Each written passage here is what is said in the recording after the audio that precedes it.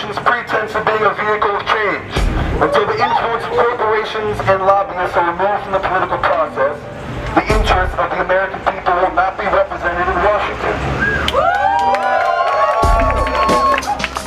And we find both the Republican and Democratic parties to be unresponsive at best and criminal at worst. We're looking beyond election cycles as like a route to power.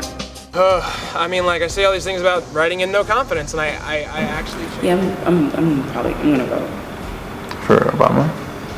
Yeah, probably. I myself personally will not be voting in the next election. I'm supporting the campaign of Ada Lindsay and Jerry Osorio, who are the Party for Socialism and Liberation's presidential candidates. I see Obama is not a very good candidate. However, I see Romney and Ryan as pure evil. November, I will be out there the second Tuesday of the month. Either vote some random third party, not that I believe that's going to change anything, or just do a writing campaign. I don't know, Bradley Manning or voting, becomes irrelevant, and it's been irrelevant. So I don't know who I'm going to vote for, because it still turns my stomach to think about voting for Obama and what he represents. But I think that we should be approaching these matters with complexity and not saying that there's one right way to do it.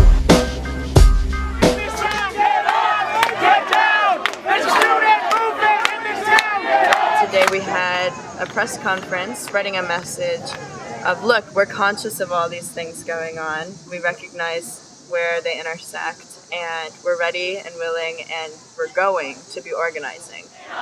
This is not, fuck you, Obama! Fuck you, Obama! Because unless it's specifically against Obama, because we're going to the Democratic Party campaign office and presenting all our concerns, it's helping promote this illusion that the Democratic Party is the party of the people. They're the party that napalmed Vietnam, they're the party that bailed out the banks, and they're the party that's waging imperialist war all around the world. You have to take a stand for the capitalist parties or against them.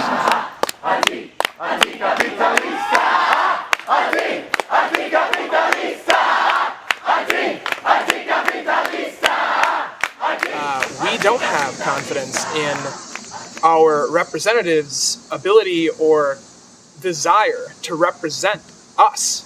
This is a prolific feeling in young people. President Obama, you won a majority of the youth vote in 2008 by promising change.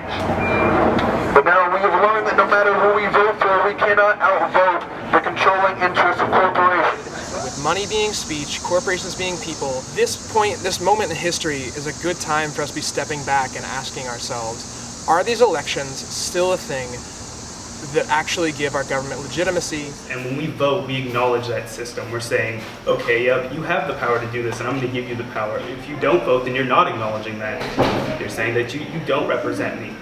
A national campaign to encourage people to consider voting no confidence. It's a real question and attack on the legitimacy of voting in its current state. If people think democracy is going into a little curtain room and pulling a lever, I think that's fucking wild. A question that we need better control so that the people power stays in the center of our, what we like to call a democracy, but is actually currently a plutocracy, the rule by money.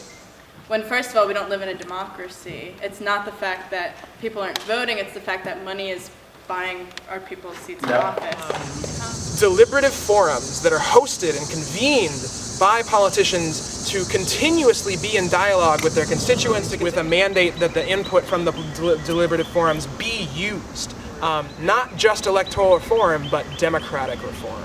Democratic evolution, because that's really what it is, building on what we already have.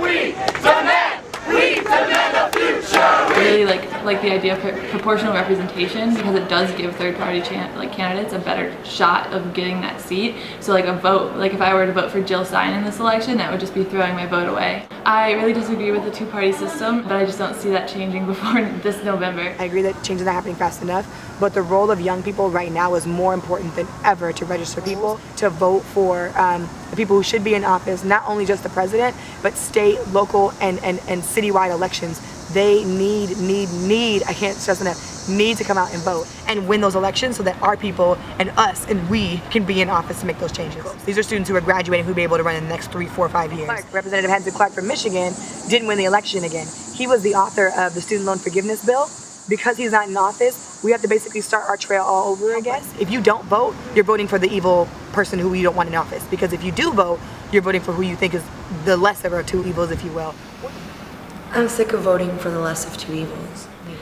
At the same time, I recognize that I have to live, that I need abortions, that I need tuition assistance. The student movement really does need to go out and vote for Obama. He's not cutting Pell Grants, which I know most of us students really depend on. So there are functional differences between the parties. However, I still want to completely acknowledge and own the fact that Obama is a war criminal. He's a horrible person. I mean, like, he's personally responsible for killing almost 400 kids in Yemen and Pakistan through drone strikes that he signed. I mean, he's re-signed in the Patriot Act. He's signed the NDAA that allows the indefinite detention of Americans. But I believe that, like, Mitt Romney may have done all of those things while simultaneously, like, making this country a much more dangerous place for queer people and people of color. You know, I might protest the DNC, vote for Obama, and then go protest the inauguration. The goal of our movement is not to achieve small reforms, it is to change the system. That does not mean that we abandon simple reforms. It means that we use those small reforms to embolden the people that fought for them to ask for greater changes. Being pro-reform is not being a reformist. You know, you can see. I had the opportunity to go to Tunisia. I spoke to this big union leader there, and he said something that really struck me. He's like, you know, the way we went about our revolution was we worked on the surface with the system, you know, because we still have to live, we still have to work, our kids still need to be safe. But underneath, that's where the real work was. Like, we were organizing, we were talking to people, we were networking. Am I gonna vote? I really don't know. Am I gonna try to work within the smaller political systems that affect me in my neighborhood, in my city? Yes. Students of the world unite! Educate! Many young people are trying to figure out what theory of change includes an electoral process. We're looking beyond election cycles as like a route to power. That is one of many tactics that we may or may not be using depending on the area and the context. The presidential election is not some hinge point on which the future of the country turns. I believe that we will! I believe that we will! I believe that we will win! I believe that we will win! I believe that we will win! The street is a space where students can have power. Their campuses are organizational space where they can take power. Keep on mobilizing, whether you are choosing to participate in electoral politics or not. Because I want America to get up and start moving!